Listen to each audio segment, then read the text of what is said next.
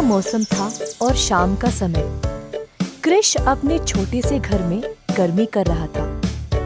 घर के ऊपर एक गुप्त अटारी में कृष अपने परिवार के प्राचीन वस्तुओं को समेट रहा था। धूल से भरा हुआ अटारी के कोने में कृष को एक संदूक नजर आया।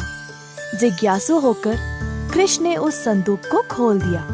एक चीज ने कृष का ध्यान खींचा, एक बहुत ही अनोखी काली टोपी। कृष को ये टोपी बड़ा अद्भुत लगा और एक पुराने शीशे में देखते हुए उसने टोपी को पहना। अचानक से कृष एक नए रूप में तब्दील हो गया। वाह, कमाल है! इस टोपी को पहनते ही मुझे ऐसा लगा जैसे मैं हवा में तैर रहा हूँ। तो वह आश्चर्य रह गया क्योंकि वह सच में हवा में तैर रहा था। कृष के दिमाग में ये योजना थी कि वह एक सर्कस बनाएगा। उसने सोचा कि वह गजब की चीजें और अद्भुत चमत्कार दिखाएगा जो कोई सोच भी नहीं सकता।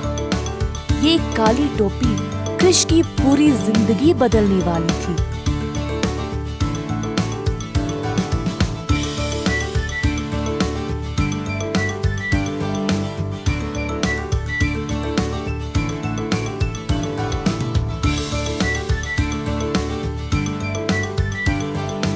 सर्कस की खबर आग की तरह पूरे शहर में फैल गई और लोग इस अनोखे सर्कस को देखने के लिए जमा होने लगे। इन सब हलचल के बीच थी एक बूढ़ी महिला। वो सोचने लगी कि ये सर्कस अचानक से कहां से आया।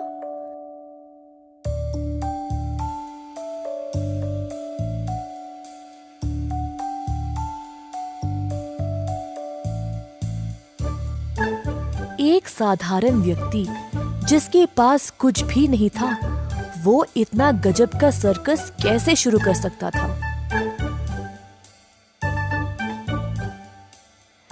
उत्सुक होकर बूढ़ी महिला ने कृष का पीछा करते करते उसके घर पहुंची और उस पे जासूसी करने लगी।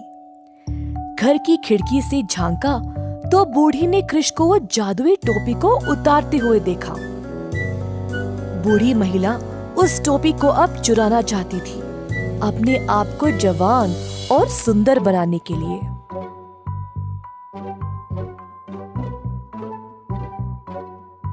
कृष की अनुपस्थिति में बूढ़ी महिला घर के अंदर चोरी छुपे आकर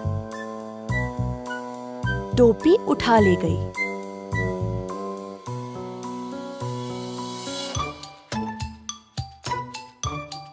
अगली सुबह कृष पागलों की तरह घर में उसकी टोपी को ढूंढ रहा था।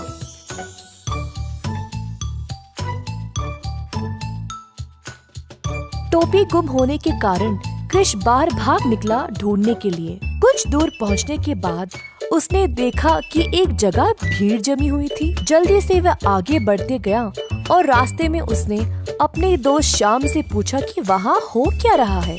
श्याम ने बोला कि कोई सुंदर सी लड़की वहाँ नाच दिखा रही थी और शहर के सारे लोग यही देखने आए हुए हैं। कृष उस लड़की के बारे में जानने के लिए उत्सुक था और भीड़ की ओर भागा। कृष ने देखा कि एक लड़की नाच दिखा रही थी, रंगीन कपड़े और एक लंबी लाल टोपी पहने हुए। कृष को संदेह हुआ। नाच समाप्त होने के बाद लड़की ने सबसे पैसे लिए और चुपचाप भीड़ में गायब हो गई। कृष ने अपने दोस्त श्याम को साथ लिया, उस लड़की का पीछा करने लगे। लड़की अपनी टोपी उतारी। टोपी उतारते ही सुंदर लड़की एक बूढ़ी बदसूरत महिला में बदल गई। कृष को तुरंत पता चल गया कि उसकी टोपी चुराने वाली और कोई नहीं, बस यही बूढ़ी महिला थी। कृष और श्याम ने जल्दी से योजना बनाई टोपी वापस पाने के लिए। कृष घर के सामने वाले दरवाजे पर खड़ गया। कृष को देखते ही बूढ़ी महिला डर कर भागने लगी और तभी श्याम ने उसे पीछे के रास्ते से पकड़ लिया। बूढ़ी महिला ने दावा किया कि टोपी उसकी ही थी।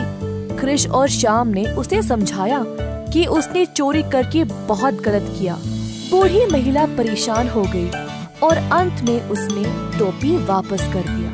कृष और श्याम काली टोपी को लेकर वापस सर्कस चले गए। कृष ने शहर वासियों का मनोरंजन करना जारी रखा।